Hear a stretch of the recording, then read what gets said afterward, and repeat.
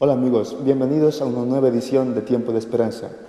Recientemente, en el Museo Municipal de Alcázar, se presentó el último libro de José Moreno Berrocal.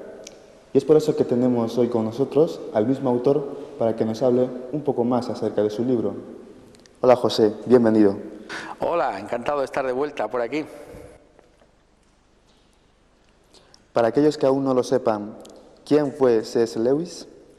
Bien, C.S. Lewis fue un escritor británico, decía el gran filósofo español Julián Marías, que era un autor de los más inteligentes que ha dado Inglaterra, con todas las virtudes del país y sin ninguno de sus defectos.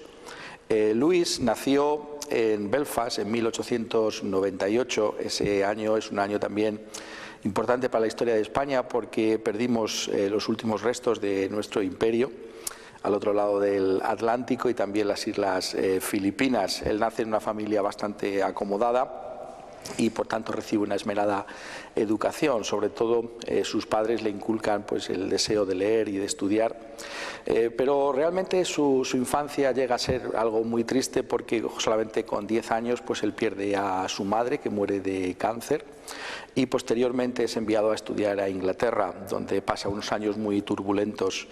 Esto va a marcar su vida, la pérdida de su madre. Posteriormente pues va a empezar a estudiar en la Universidad de Oxford y también va a participar en la Primera Guerra Mundial, donde incluso está a punto de perder la vida. Después de años de estudio en la Universidad de Oxford pues consigue matrícula de honor en inglés, en latín, en griego, en filosofía y en historia antigua, llegando a ser también en el año 26 profesor de la Universidad de Oxford, donde estuvo enseñando durante 30 años. Al final también de su vida enseñó en la Universidad de Cambridge. Fue un gran autor, un gran escritor, y parte de su vida, especialmente lo que tiene que ver con su matrimonio con J. Davidson Grisham, es algo que se ha llevado al cine. Una película muy famosa que se llama Shadowlands, en español Tierras de Penumbra, pues nos cuenta un poco de lo que fue la vida de C.S. Lewis justamente en su matrimonio, aunque fue un matrimonio muy breve, y nos presenta lo que es la vida de este autor. Finalmente fallece en 1963, el 22 de noviembre, que como alguno quizás sepa es la misma fecha en la que el presidente americano John Fitzgerald Kennedy fue asesinado en Dallas, en Estados Unidos, por lo que en el momento de su muerte pues pasó algo desapercibido, aunque hoy, que justamente se ha cumplido en estos años el 50 aniversario de su fallecimiento, pues su obra es más reconocida que nunca. ¿Podrías contarnos qué fue lo que te motivó a escribir sobre C.S. Lewis? Bueno, serían muchas las razones que podía comentaros, entre otras, cuando estuve en el seminario estudiando en Inglaterra, pues tuve un profesor que es Daniel Weber, que le gustaba mucho la obra de Lewis, y yo creo que a todos aquellos que estudiamos en esa época en Inglaterra, en los años 90, pues nos dejó muy marcados, sobre todo este anhelo que él tenía por el personaje de Lewis. A Daniel Weber le gustaba mucho Lewis porque Lewis era una persona que había tenido una vida fascinante, también desde el punto de vista de las ideas, no simplemente externamente, que ya hemos hablado algo acerca de esto. Él había sido educado en la fe cristiana, pero a raíz de la muerte de su madre, con 10 años, como ya hemos mencionado, pues él emprende un viaje gradual de alejamiento de la fe cristiana que le lleva al materialismo y también al ateísmo. Lo curioso de la vida de Lewis es que él emprende un viaje de vuelta, un viaje de retorno, para, como decía él mismo, encontrar consuelo y encontrar sentido a la vida en las antiguas creencias, que es el cristianismo protestante en el que él había sido educado. Entonces, para muchas personas es realmente fascinante poder investigar la vida de Lewis desde ese punto de vista, porque él mismo ha dejado varios libros escritos, sobre todo uno de ellos que es una autobiografía en la que él relata este viaje de vuelta al cristianismo. El impacto tan grande que tuvo la vuelta de Luis al cristianismo fue tal que llegó incluso a ser conocido como el apóstol de los escépticos, porque él no simplemente se conformó con volver al cristianismo él mismo, sino que emprendió pues, un viaje de invitar a tantos y tantos a considerar la fe cristiana. Tenemos que darnos cuenta que en esa época del siglo XX, como pasa generalmente hoy en Occidente, pues hay muchos que piensan que el mensaje cristiano está totalmente desacreditado. Lo que hace Luis es mostrarnos las robustas bases que existen para creer en Dios y en Jesucristo como nuestro único Señor y Salvador. Y él emprende pues, esta labor que podríamos llamar apologética, una labor que empieza curiosamente con la BBC, porque durante la Segunda Guerra Mundial la BBC le pide a Luis que él haga una serie de charlas radiofónicas para animar a sus compatriotas que están sufriendo el bombardeo de las ciudades inglesas por parte de la aviación nazi. De estas charlas radiofónicas aparece uno de sus grandes libros, que es Mero Cristianismo, que es una defensa de la fe cristiana. Y lo que hace C.S. Lewis es mostrar que desde muchos puntos de vista, desde muchos ángulos, podemos encontrar realmente fuerza para creer que verdaderamente lo que dice la Biblia es verdad. Él le gustaba mucho la filosofía y ese es el primer ángulo desde el que enfoca la defensa de la fe cristiana. Por ejemplo, él tiene este famoso argumento acerca del hecho de que tantos y tantos nos dicen hoy en día que el mundo parece que es tan cruel y tan injusto, como es posible que pueda haber un poder bueno o un Dios personal que sea santo y que sea bueno. Y lo que básicamente viene a decirnos Luis, y él lo va a desarrollar en varios de sus libros, es que tenemos un concepto de lo que es bueno y tenemos un concepto de lo que es malo. Somos capaces de captar lo que está mal, pero ¿de dónde nos viene esa capacidad de darnos cuenta que algo está mal? Si realmente no existiera ninguna realidad ulterior, ¿de dónde nos viene esa medida para poder entender lo que está mal? Por tanto, si vemos que existe un renglón torcido, es porque tenemos una idea de lo que es un renglón que es derecho, y él postula que precisamente esto está indicando que existe un Dios bueno y que esa medida es la que todos tenemos de una manera intuitiva, que las cosas tienen que ir de otra manera. De lo contrario, pues no podríamos entender para nada el universo. Otro argumento que es también bastante famoso y que ha sido puesto de manifiesto también últimamente en una obra de teatro que ha estado en varios lugares del mundo y también recientemente en Madrid, es el hecho de que Luis quiso contestar también a uno de los escépticos más famosos, que fue Sigmund Freud. No tenemos base para pensar que ellos se encontraron, pero sí podemos saber que Luis conocía los escritos de Freud. Y Freud básicamente lo que dice en uno de los argumentos contra la existencia de Dios es que realmente lo que pasa con la gente es que la gente desea que exista un Dios bueno, un Dios que nos ampare, un Dios pues, en el que podamos encontrar consuelo. Lo que Luis nos dice sagazmente es precisamente que la idea contraria también es cierta. Para él y para muchas más personas, Dios sería como una especie de entrometido. Al igual que hay personas que puedan desear que Dios exista y por tanto creen en Dios, también decía Luis que él y otros tantos preferirían que no existiera Dios. Por tanto, ese argumento es un argumento que se contradice a sí mismo, porque los deseos no pueden probar nada.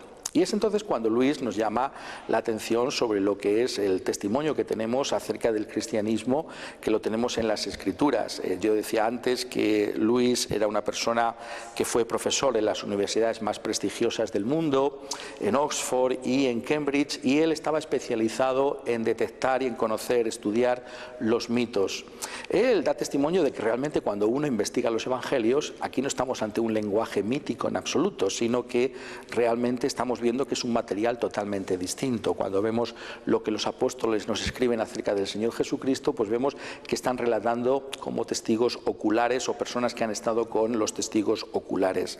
Al mismo tiempo, Luis siempre mencionaba que a él le había impactado, incluso cuando era todavía ateo, haberse encontrado con un gran erudito que se llamaba Weldon, que le dijo, pues la verdad es que estudiando estos mitos y estudiando también el Nuevo Testamento, yo me he dado cuenta de que realmente parece que sí que una vez, por lo menos en la historia, sí que hubo un Dios que murió, que es Jesucristo. Por tanto, Luis nos viene a decir que hay una base también robusta en el testimonio de la Escritura y en lo que distingue a la Biblia de los demás mitos de la antigüedad, para poner nuestra fe en este libro como un libro que nos está trayendo una historia verídica. Otra cosa muy curiosa que es importante en el testimonio que nos trae Luis es precisamente el hecho de que muchas veces rechazamos las cosas simplemente por ignorancia. Una de las claves que explican su vuelta al cristianismo es que él estudió muy detenidamente el Nuevo Testamento, sobre todo el Evangelio de Juan, y él decía que es muy difícil creer en algo que se ignora. Por tanto, el desafío que él nos trae, bueno, antes de rechazar el Nuevo Testamento, antes de rechazar la Biblia, vamos a examinar realmente lo que está diciendo y vamos a estudiarlo, y entonces podremos llegar a una conclusión personal acerca de esto. Y es que él experimentó, como tantos y tantos que leen la Biblia, que hay un poder de Dios especial en este libro, en este texto, porque viene de su parte. Y él llegó a una profunda convicción de su propio pecado. Se dio cuenta de que era alguien que había hecho lo malo y que la solución que había para su vida era solamente la que manifestaba el mismo Nuevo Testamento, que es justamente la persona del Señor Jesucristo. Por tanto, una persona con esta trayectoria, con esta experiencia, pues fue capaz de escribir libros de defensa del cristianismo y hacerlo con esta profundidad que hasta el día de hoy pues sigue llamando la atención, y hay muchas personas conocidas y no tan conocidas pues que han vuelto a la fe cristiana o se han entregado a Jesucristo por causa precisamente de Luis. José, vemos en el título de tu libro el legado de las Crónicas de Narnia. ¿Podrías explicarnos qué quieres decir con el legado y qué son las Crónicas de Narnia? Bien, las Crónicas de Narnia son en realidad 7 libros que escribió C.S. Lewis. Pertenecen a un género que se llama un género literario que se llama el cuento de hadas. Y el cuento de hadas pues son relatos cortos con temas sobrenaturales. Por ejemplo, contienen animales parlantes, dragones, elfos, y tienen siempre un final feliz en las normas que rigen este mundo, que muchas veces es un mundo paralelo al nuestro.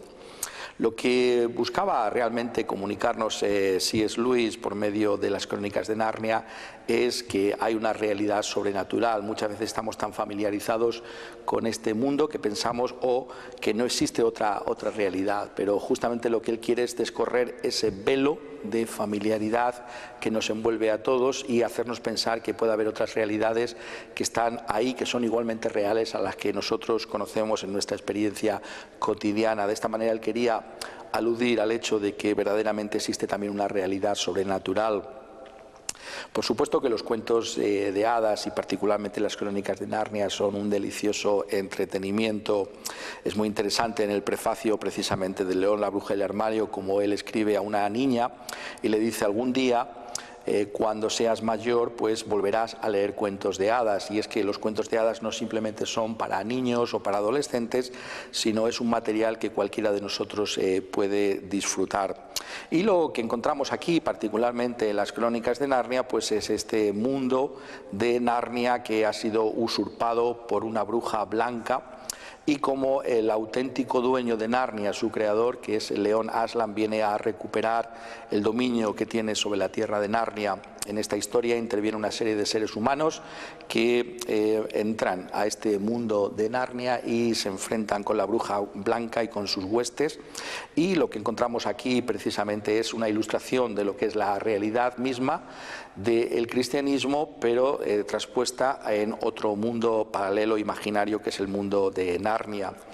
Luis hablaba de que su idea, la idea de una suposición, supongamos que existe un mundo de animales parlantes. Entonces, ¿en cuál animal se encarnaría Jesucristo? Y entonces él está hablando de que sería el león. Entonces el león es una representación en ese sentido, está aludiendo a la figura de Jesucristo y particularmente a lo que es la obra fundamental y central de Jesucristo. Muchos piensan que lo que Jesucristo hizo con nosotros fue enseñarnos o traernos un buen ejemplo para que nosotros lo siguiéramos. Esto es desconocer el Nuevo Testamento. Lo que verdaderamente vino a hacer Jesucristo es morir a favor de pecadores como como nosotros, porque no había otra manera en la que nuestro pecado podría ser perdonado si no fuera por el sacrificio de Jesucristo. Entonces la Biblia nos dice que el justo murió en lugar de los injustos, en palabras del apóstol Pedro, para llevarnos a Dios. Y esto es justamente lo que Lewis quiere ilustrar por medio del sacrificio de Aslan. No hay manera en la que la bruja puede dejar de tener derecho sobre uno de los niños que ha traicionado a sus hermanos, que es Edmund. Esta es la historia que se nos trae en El león, la bruja y el armario. Y la única manera es que el mismo Aslan se entrega en manos de la bruja para morir en lugar de Edmund.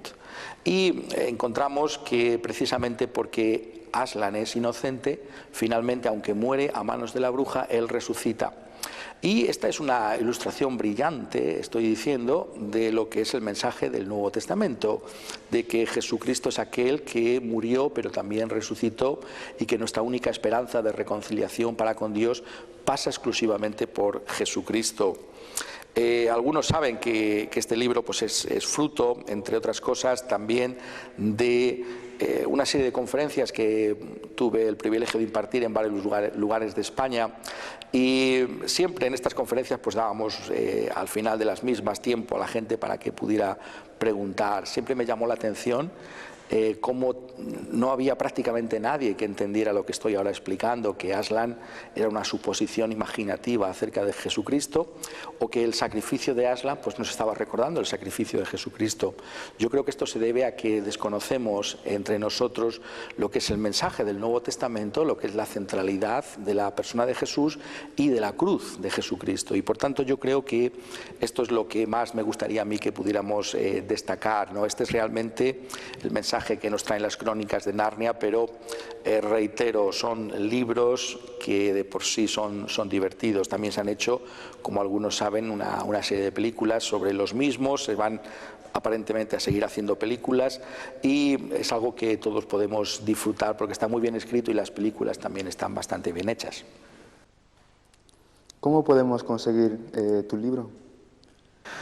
Bien, este es un libro, bueno, pues yo invito a todos aquellos que quieran a pasarse por aquí por la iglesia. Tenemos bastantes libros aquí, estamos a vuestra disposición por si queréis adquirirlos, pero este es un libro que básicamente lo podéis adquirir por la web de la editorial Andamio, que es la editorial de Barcelona que ha publicado este libro, y yo os animo a todos pues también a poder adquirir este libro que nos está hablando precisamente de este legado que nos dejó C.S. Lewis y que se encuentra en las crónicas de Narnia. Yo creo que todos los temas que trata Lewis se encuentran en las crónicas de Narnia, y por tanto leyendo pues este libro también pues podéis encontrar alguna de estas claves de las que yo os hablaba antes, y seguro que lo vais a encontrar de provecho. Gracias, José, por tu presencia con nosotros en este programa. Encantado.